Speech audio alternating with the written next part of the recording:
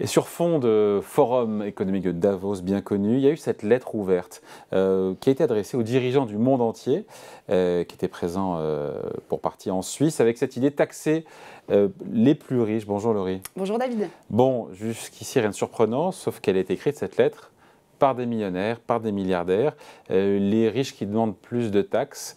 Voilà, ça peut surprendre de prime abord. Oui David, incroyable mais vrai, cette lettre ouverte relayée par l'ONG Oxfam a été publiée ce mercredi à l'occasion, vous l'avez dit, du Forum économique de Davos. Elle a été signée par plus de 200 millionnaires et milliardaires qui demandent à être taxés davantage et ainsi investir dans notre bien commun.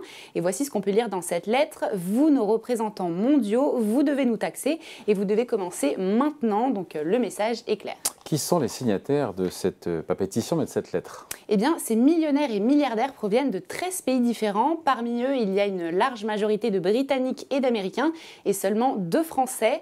Un homme nommé Jonathan Alama et une femme nommée Eugénie E. Son nom de famille n'a pas été précisé dans le document. Parmi les signataires les plus connus, il y a également l'acteur américain Mark Ruffalo ou encore la productrice américaine Abigail Disney. Son nom de famille doit vous dire peut-être quelque chose, David. C'est la petite nièce de Walt Disney. Voilà. Ils ont reçu une réponse, ces 200 millionnaires et milliardaires? Eh bien oui David, voici la réponse. Venez en France. Ça c'est Bruno Le Maire, ça. Exactement. Voilà, vous avez trouvé. Venez en France, nous saurons vous taxer. Donc c'est la réponse de Bruno Le Maire à cette demande, donc des 200 millionnaires. Voici donc le ministre de l'économie a donc salué cette démarche au micro de France Info hier, avant d'ajouter tant mieux, le Trésor public français accepte tous les chèques. Il en a d'ailleurs profité pour rappeler la fiscalité en vigueur pour les millionnaires en France.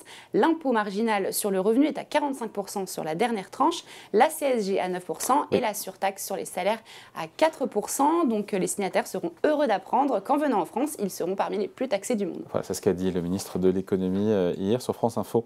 C'est pas la première fois que les riches, les millionnaires, les milliardaires réclament cette taxation plus élevée des grandes fortunes. Eh bien non David, le message Taxez-nous avait été lancé en janvier 2022 déjà, presque jour pour jour il y a un an, également à l'occasion du Forum Davos. Souvenez-vous, plus de 100 millionnaires et milliardaires de 9 pays avaient déjà signé donc, cette lettre de l'association patriotique Millionaires intitulée In Tax We Trust. À ce moment-là, aucun Français n'avait rejoint le mouvement et d'ailleurs Cécile Duflot, la directrice générale d'Oxfam France, avait alors interpellé les grandes fortunes françaises à prendre position sur le sujet et à se prononcer publiquement en faveur d'une fiscalité plus juste. Voilà, c'était resté lettre morte.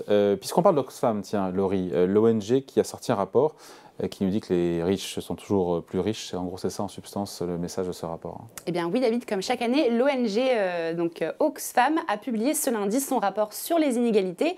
Et donc voici le bilan. Il semblerait qu'avec la pandémie et la flambée des prix donc de l'énergie et de l'alimentation, les inégalités se soient aggravées au profit donc des plus riches. Selon ce rapport, depuis 2020, les 1% des plus riches auraient capté 63% des richesses produites dans le monde. Et si on regarde la France, les 10 premiers milliardaires français auraient augmenté leur fortune de 189 milliards d'euros depuis le début de la pandémie. Et d'ailleurs, l'ONG affirme que la taxation des milliardaires français à hauteur de 2% permettrait de financer le déficit attendu des retraites. Et ben voilà, tout ça serait réglé. Ça serait formidable. Qu'est-ce qu'elle propose, l'ONG, dans son rapport? Eh bien, afin de réduire les inégalités, l'ONG milite pour diviser par 2 le nombre de milliardaires d'ici 2030 et même d'arriver à une abolition sur le long terme. Parmi les mesures proposées dans ce rapport, il y a notamment un impôt exceptionnel sur la fortune, une taxe sur les dividendes et une hausse de l'imposition sur les revenus du travail et du capital. Si on en croit l'ONG, un impôt sur la fortune de 5% sur les milliardaires du monde entier permettrait de collecter chaque année 1700 milliards d'euros.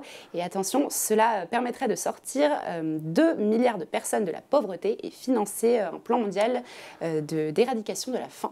Voilà, venez en France, nous saurons vous taxer. On se rappellera cette sortie de Bruno Le Maire qui nous dit aussi que le Trésor public accepte tous les chèques. Voilà. Ça ne manque pas de sel. Merci beaucoup Laurie. Merci David. Salut.